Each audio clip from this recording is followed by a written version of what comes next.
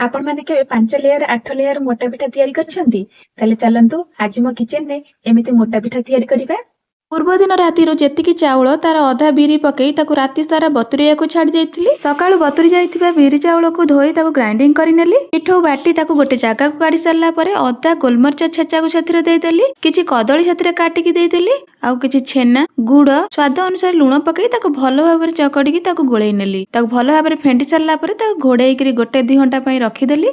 2 घंटा पर माँ तरतर हो कहले कि जा जल्दी पिठा करके आनु ना पूजा टाइम सरीज मु आसिकी से नड़िया कोरा पकईदेली गुजराती गुंड पकईकरी गोटे पैन ने घी गरम करेली से मुझे पिठा करके पूजा आगे पिठाटा देदेली। एमती 5 बरस 8 बरस पिठा मुझे आगुरी केबे भी करी नथिली। मैरेज पर मो सासु माँ शिखिकी ए पिठा मु करुछि। माँ मते पिठा करने को जमा भी दियंतिनी कहती तू काले पिठा को भांगी दबु भंगा पिठा कौन जाई पूजा हबो गोटी पिठा गले जाई मझिरे पूजा हबो ना।